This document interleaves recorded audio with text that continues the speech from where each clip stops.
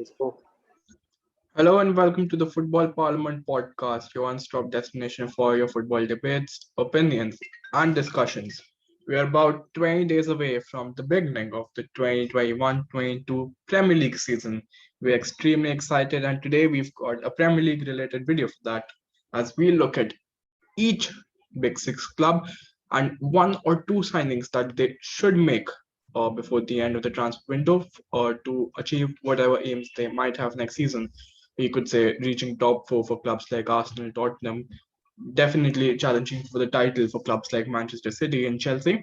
So with me is another Chelsea and Premier League supporter fan, Chirag Gupta. So Chirag, welcome. thank you, Palash. But my first question to you will be, which are the Big Six teams right now? Are you talking about Tottenham and Spurs as well? Or are we talking about Leicester and West Ham? No, I think for the big six, I think we will stick with the traditional big six, Because which is Leicester has given the consistency. Leicester has, but I think Yeah, we can. probably a few more years. And, I think the history also favors Tottenham a bit over here. Regardless, I think we should start with one signing that every Big Six club should make, since both of us are Chelsea fans over here. I think we will start with Chelsea, and it's really no rocket science. Which position do Chelsea need to strengthen right now? We've got a good goalkeeper, a great defense, a midfield who is probably one of the best midfielders in the world right now with N'Golo Kante and Jorginho and being part of it. We've got creativity as well with Mason Mount, Pulisic, Ziyech, Havertz. There's one position in the squad which Chirag, would you like to reveal the position? Obviously, it has to be striker position, and only one name I can consider right now. That is Yeah, Erling Haaland. definitely. So it's not a big surprise. Chelsea are clearly interested for Erling Haaland, but it's not as easy as some people think. It's not just about the big fee of 175 million that Borussia Dortmund are asking for. Chelsea has not even reached a personal terms agreement with Haaland, with not just Haaland, but his entire team, which consists of his agent, his father, who are themselves demanding high commissions as well. But yeah, Haaland is the guy for Chelsea if they are willing to spend the big bucks. Yeah, yeah, But I'll definitely ask you if you're talking about Chelsea. It's other than Haaland, many names are being yeah. suggested right now here. It can be Lewandowski, Lukaku, or maybe even some names like Baradi, or maybe the many strikers from the Yeah, La yeah. Liga. So, do you consider someone as the alternative to him? Well, as a alternative, I did hear about Berardi. I think it was Simon Phillips who reported it, and a few more names like there was the striker Serie A. But to be honest, we either get a world-class bang one number nine who will give us 25 goals a season from the first season, or we stick to the current existing group of strikers that we have, which is Kai Havertz, who's played very successfully as a false nine, Timo Werner, who we do expect him to find his shooting foot back, and also not to forget Armando Broa, who's just signed a new deal at the club. So we can also keep a hold of Tammy Abraham. So for me, it's either Haaland, Kane, Lukaku, maybe Lewandowski, but that's a very unlikely transfer looking at how important he is to Bayern Munich. But no other striker apart No, from these. but to be honest, that is very likely right now. Lewandowski deal is very likely right now because next year his contract runs out with Bayern Munich or something. So they want to cash out on that player who is getting 33 or 34. I'm not sure right now. So Yeah, Chelsea he's can get getting him for he's a getting short term 33. period. Yeah, Yeah, so we can get him for a short term period, maybe an year or two, and then we can maybe groom Kai Havertz as the number nine over the years, or maybe even find a new striker and ask Broha to play a second fidget to the new striker. that's a good option. But you've heard it from us. And the Chelsea second do signing, let require. me very Yeah, yeah. yeah. So I was just I'm saying saying you've the second signing is much more yeah. right. No, just go ahead. So I was just saying that the second signing will be something very important now because we need a striker. We know that, but to sustain in the Premier League and to win the Premier League, you need more than one player or new addition because the competition here is very good against the managers, against managing teams who are analyzing your own team again and again, who are analyzing oppositions each day. So I feel that getting a new signing, that will be very interesting. Obviously, I feel that was never the Hakimi deal that was going to be good for Chelsea, but I feel a new centre back to maybe groom alongside Thiago Silva will might be good. Yeah. All right, you've heard it from us. I think the first position that Chelsea should prioritize signing is a centre forward. You heard our options: Lewandowski, Haaland, Lukaku, Kane, which both are very unlikely, but I don't think anyone apart from these. Moving on to the next Big Six club, it is the club that came second last season. It is Manchester United, who've already made one very impressive acquisition this summer with the signing of Jadon Sancho, which actually fills their vacancy at the right wing spot, one spot that they have been looking to improve since a long time. So yes, with Sancho coming, they look like a much stronger unit. But if you look at the team, the starting lineup, they still have got one or two spots to fill for sure. I'm going to start with it. According to me, the first spot is a centre back partner to Harry Maguire, and the second spot is a natural defensive midfielder. The two names, in my opinion, that are good enough to fill these two spots are Rafael Varane from Real Madrid. This move is already looking done. And the second one, in my opinion, would be someone who's played in the Premier League before. He's prem proven. He's English. I think he's Declan Rice, the perfect fit for the defensive mid position. And I'll also give an alternative to Declan Rice, which would be Wilfred Ndidi, whom I personally rate very highly. What do you think, Chirag? First of all, to be bang on, they obviously need a centre back because you know how reliable a centre back partnership is if you're going for a title hunt or if you're going for any trophy hunt as well. So I do Yeah. not feel they can go into this window without the centre back position. And obviously, talking about Sancho as well, we know Manchester United's right wing position was lacking so much. When you have like James there and Greenwood, you need to fill in as the right wing position. So definitely, this is the best they could have acquired this window. And if they have to make this better window, like Chelsea did it in the previous season, they definitely have to acquire at least two more signings. That has to be a centre back and a defensive midfielder, as you have said. See, I will definitely hate to see Declan Rice going to Manchester United, being a Chelsea fan, being his best friend being Mason Mount. So obviously, I won't find myself happy seeing Declan Rice there. But definitely, they can go for it. But I will also suggest one person like that is yes Bissouma.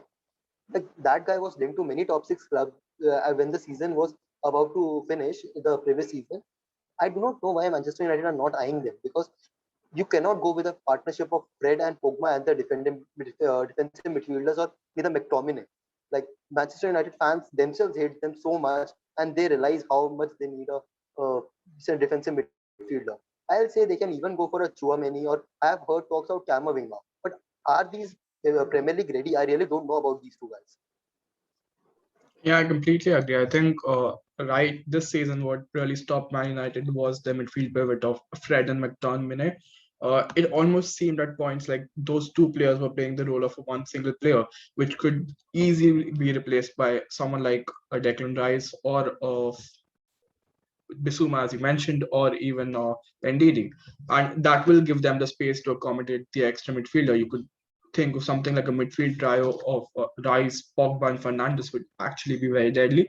Bissouma is a very cheap alternative, as you mentioned, and the extra funds could be used at the right back position because Aaron Wan-Bissaka has faced a fair bit of criticism for not being capable enough going forward, which is quite important, especially when you face, the smaller teams in the Premier League. And one name that has been linked to Man United, and I'm a real big fan of this transfer, is Kieran Trippier. Trippier is 30 right now, but he's coming from the season of his life at Atletico Madrid. He won the La Liga.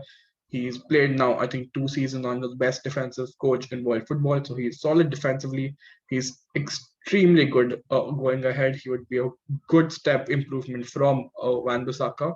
One more thing that this one more new perspective that this signing can add to Man United would be the use of a back three because many managers now are shifting to this current system. We also heard that Arman Bissaka was being tried as a right centre back in back three in preseason.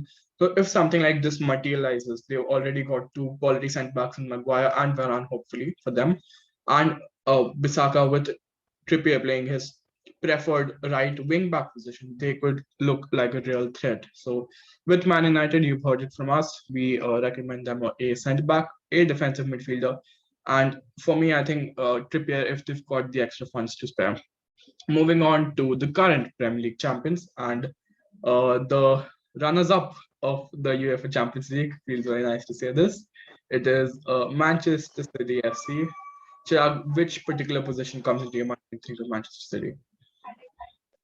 First of all, a striker, definitely with For sure. Aguero departing, they need a striker. They cannot go with De Bruyne as the false nine, or even Mahrez or someone else filling up as the number nine. So I will still put in a number nine, and we all know Kane will get his move. The guy has demanded a move now, and definitely he will move to to Man City. But one more interesting name that comes around around Man City rather, is Jack Grealish.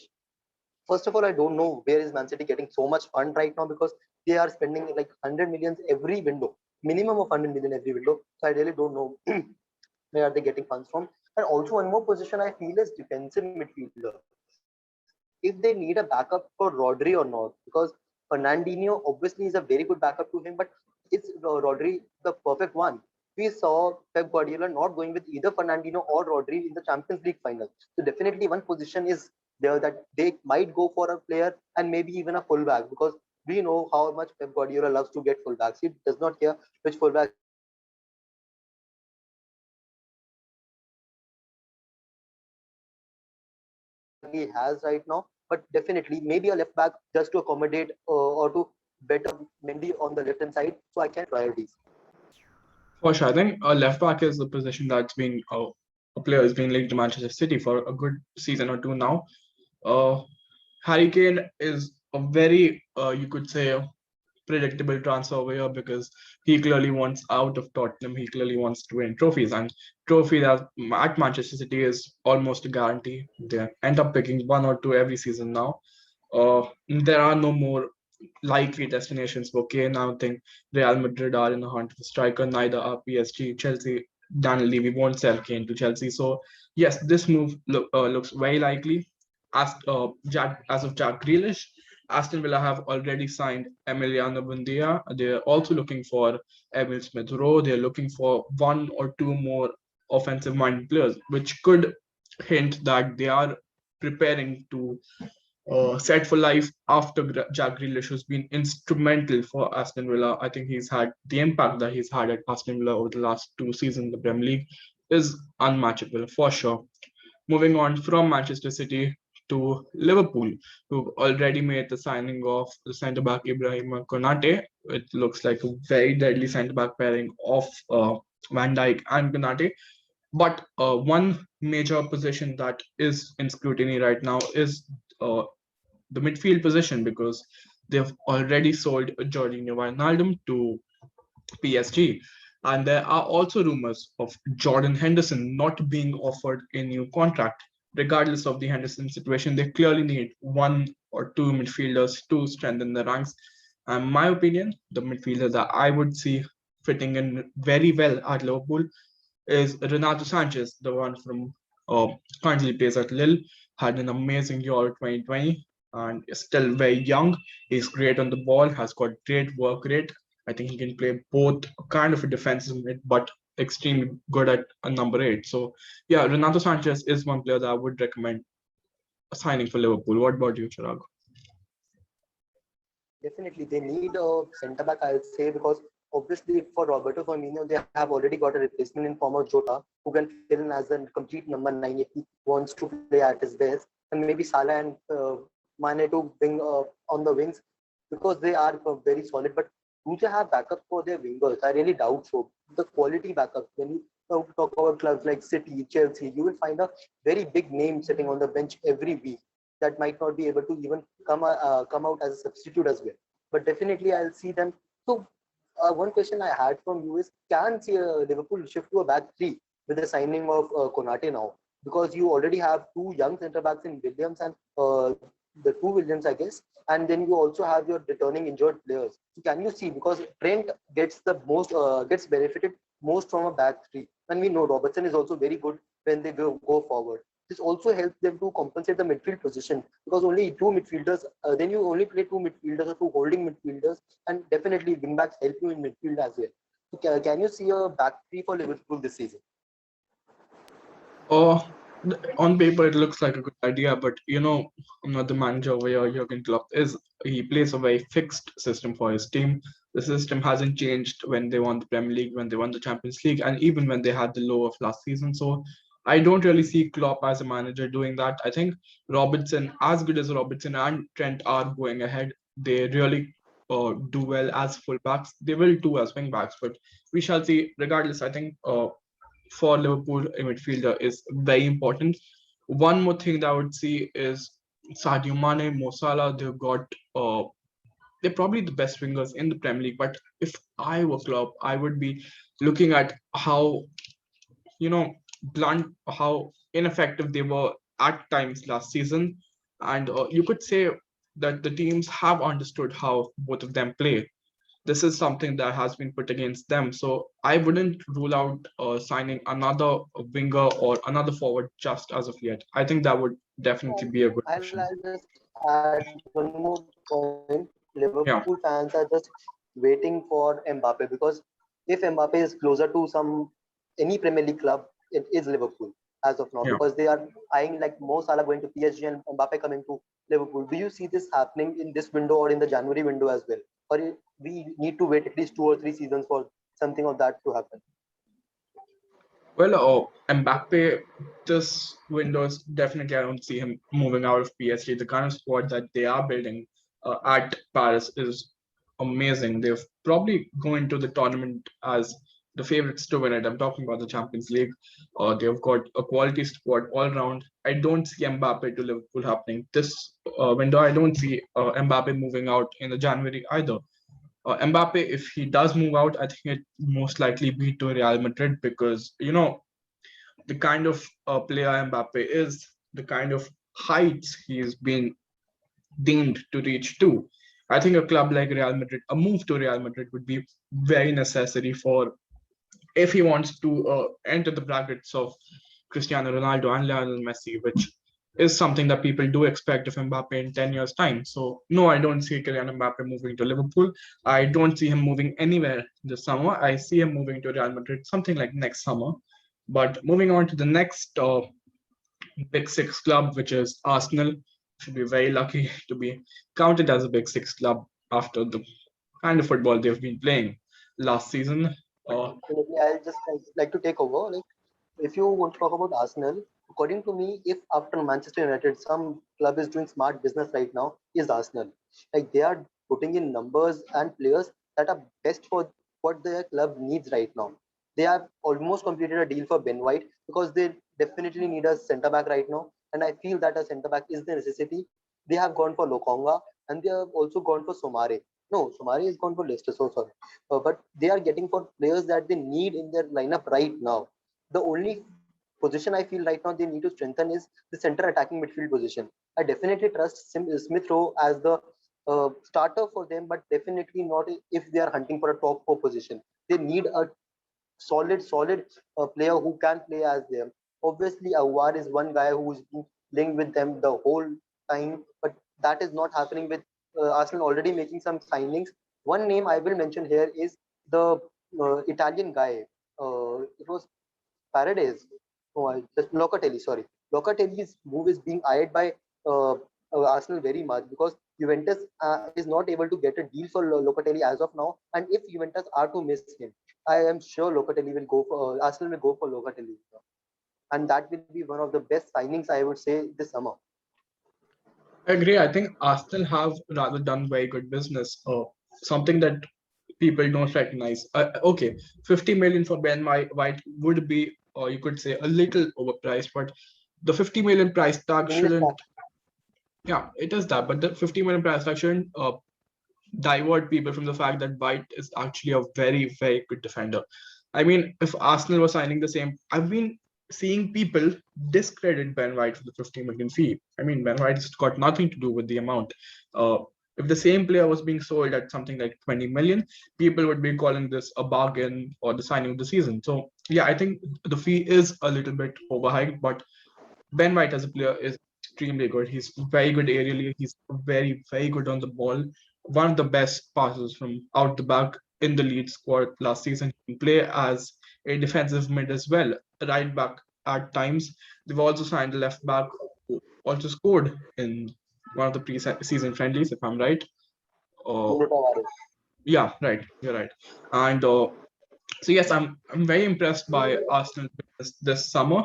You're right. They do need a attacking midfielder. And I also, think they're being linked with the perfect guy right now talk- because reports suggest that Arsenal are making a move for James Madison, who's also reportedly told Leicester that he wants to move to Arsenal rather than staying at Leicester. Madison, a player who's you could say a bit forgotten, gone under the radar because of other attacking mids like English attacking mids like Mount, Foden, Grealish. But a year back, we were claiming Madison to be on the same level. I definitely think that he's a very creative player and he will be a great signing for Arsenal. I'm sure of that. and also talking about one player, as you are a Chelsea fan, there are reports that Arsenal are eyeing a 40 million move for Tammy Abraham. So how do you see that going?